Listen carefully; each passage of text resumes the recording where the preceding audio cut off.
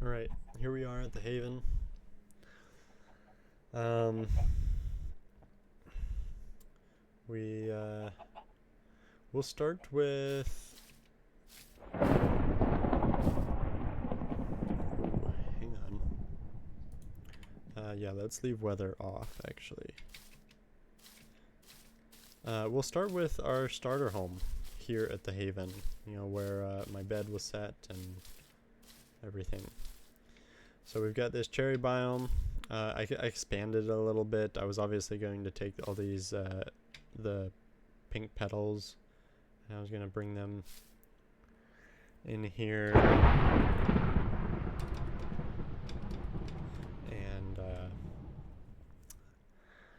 And we were going to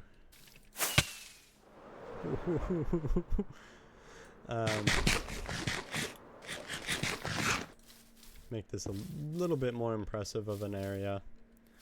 But yeah, we've got our starter home here, which was a pretty complex but small build. I'm pretty happy with how it turned out. Comfortable little house. Interesting build with the utilization of doors and trap doors. I haven't used doors quite like this before, but I thought it was kind of interesting. Obviously, very feminine build, but you know, it's they just look good. These cherry biome builds, they just look good. So I decided to do one. I thought it was cool with the deep slate tiles. Added a little bit of contrast, something I hadn't really seen before in cherry biome builds. And then the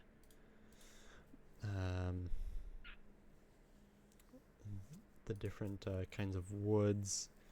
And yeah, I used to have axolotls in here, but El Matador came with her, with ice boots, and that killed all of them. It killed all the fish that I put in here later, and killed the axolotls. Over here, El Matador built a tower. Not entirely sure what her plans were with it, because she just kind of abandoned it. So I put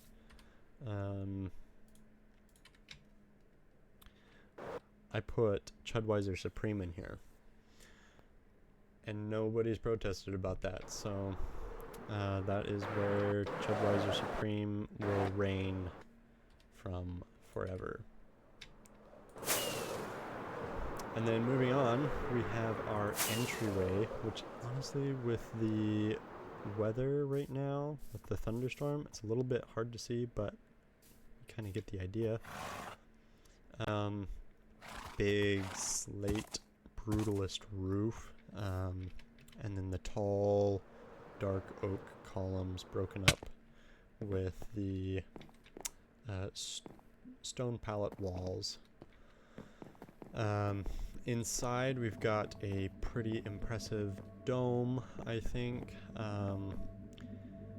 This was based on a couple different schematics that I kind of hodgepodged together and copied and pasted and put together, and so it was kind of fun to figure out how to get them all to smooth together, and you can't really notice where one started and one ended. Kind of happy it looks like a very coherent build. Moving on. Oh, well, this section of the tunnel was going to be trading hall. I was going to have villagers in here, and then it was going to move on to this. Ignore this spot. I was going to move on to this, which is mostly just to get me into the center of the mountain, which is where we open up into what would have been the storage room. As you can see, I had started to build the hopper system to fill chests. I had this really cool infinity floor with the end rods. I hadn't built an infinity floor with the end rods before, so happy with how this turned out. I thought it was kind of cool. It's also cool with the shaders. You see the clouds reflecting off of the glass, even though this ceiling is kind of a false ceiling. You can kind of tell those are sea lanterns. They're not actually the sky. I think what's giving it the ability to see the sky is the fact that I have these beacons here. So there's a pillar, an empty hole all the way up to the sky. However, it happened. I'm glad that there's that reflection in the glass. I think that's kind of cool. It really makes it feel almost celestial, you know, almost up in the clouds. But yeah, we made some modifications to the schematic that we used. We made it taller. We added this little buffer here because we were potentially going to expand this. So here we were going to have all of these bays were going to be full of double chests. And then if we got to the point where we needed more storage space, I don't know what's going on there. That's obviously a mistake. If we needed more storage space, we were going to build a catwalk along here and then take out these windows and come up with some other lighting solution that would be equally as bright, and then build more bays into there full of more chests, and that would have been cool, but kind of later game stuff. Things I learned about building on this in this build. I liked the alternating patterns of the brick and the cobblestone, but further away. If that was extended down to this level, I don't think it would look as good. But being further away, it kind of blends together a little bit and it's harder to see, but it adds that little bit of texture. I liked this subtle checkerboard flooring, broken up by the stone brick grid patterns and really brightened up with these sea lanterns. I think how we utilized these sea lanterns in this build was very good, because they're really bright. But they're so minimal. These, like, the lanterns are very bright as well, but they're a little bit more complex. And so to get most of our lighting from the sea lanterns, and it just simplifies and makes things not so complicated, and it draws your attention more to these complex lighting and details. The other thing I really liked about this build is how these shadows in the roof turned out, and the ceiling turned out, because it's super bright all the way up until that shadow. And so you walk in here, and you look up and you see, that darkness up there. It kind of just adds that little bit of contrast that you need to just drive your eye up a little bit further. So you keep looking up, and it kind of makes it elevates the ceiling a little bit, and I really liked how that turned out. That wasn't planned. Normally, if I had built this earlier, like a year ago or something, I probably would have made sure that there was better lighting along those corners, or I would have made there be a lot less lighting built into the ceiling to darken the whole thing. So to have kind of that light, dark, light contrast transitions, I thought that was really interesting. And then let's go over kind of a future of what we were planning for this base. We were going to go over into here, and we were going to work on the armory. So that was a storage room over there. This was going to be an armory. Mostly functional as an aesthetics room, kind of an armory display room, with some regear machines. And I do have that fully built in my creative world, and I have taken a schematic of that, and I was just gonna kind of build it in here, paste the schematic and build it in there.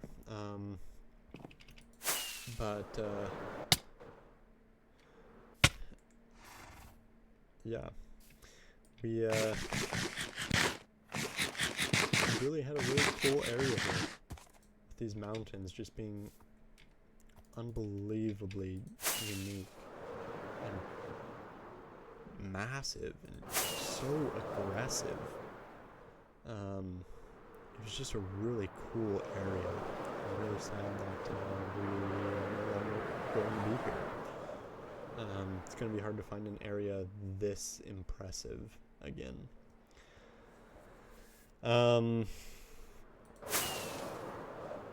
In terms of this entrance area,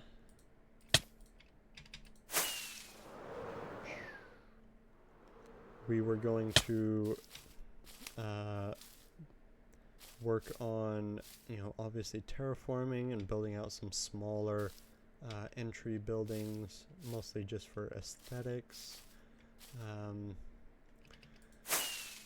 But yeah, that would have, on both sides, just building out different medieval or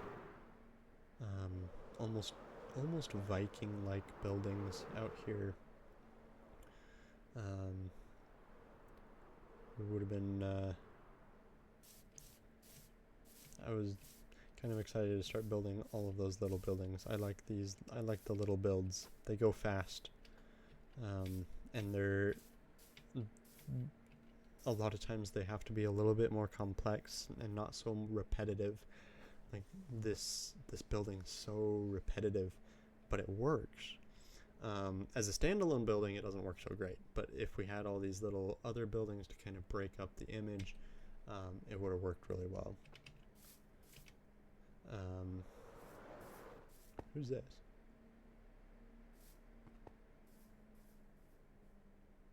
I don't know if I ever invited him here. See, we're losing the base. Right now, it's peaceful. It hasn't been griefed yet, but honestly, it's probably gonna be. Sooner or later, at least. People using wind charges everywhere.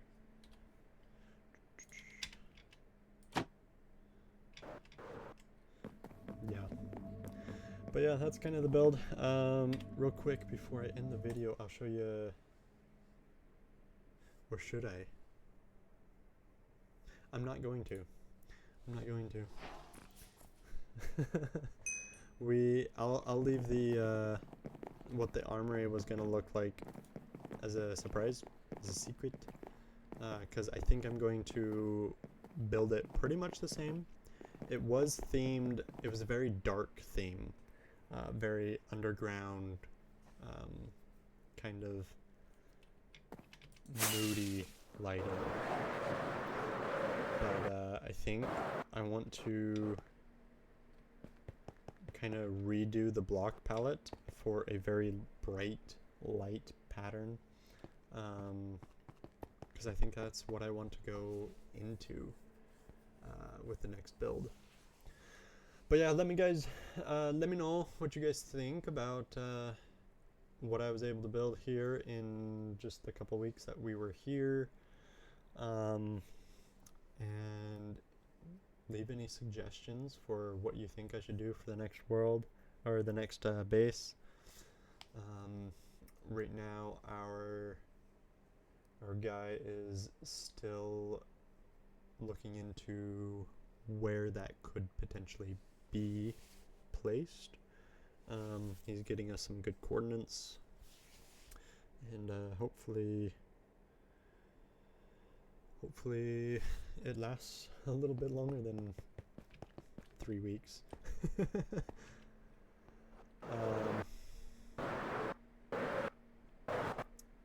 But yeah, if you have not been on Jonarchy, the IP's up in the corner of the screen here. Just type that into your Java Minecraft, or you can just go to jonarchy.com. Did I just reload shaders? Weird. I thought I turned that hotkey off. Yeah, go to jonarchy.com. On there they have all the IPs that you need for whether you're getting on with Bedrock or Eagler or Java. All the IPs will be on there. Come join us. Kind of a smaller anarchy server. Right now only 19 players. The most I've seen online is 40. But it's mostly a pretty good environment. I mean, obviously not like in the same way that a Christian Minecraft server would be. It's obviously anarchy. Some people say some wild things in the chat, hence the blackout box. You can't see anything.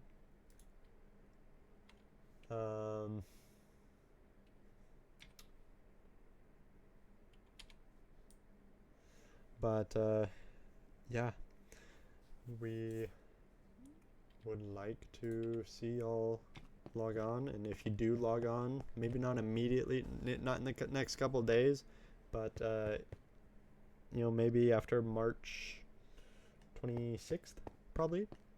If you log on and you shout out to me and ask me for a kit, I'll probably bring you one of my kits, which will have all of this gear, except ignore the fact that my armor is not enchanted. That was a mistake that I've since remedied, but it's pretty cool because I've got illegal enchants on it, and if you're nice, I'll give you the illegal enchants. But yeah, come join us on Jonarchy. It's fun.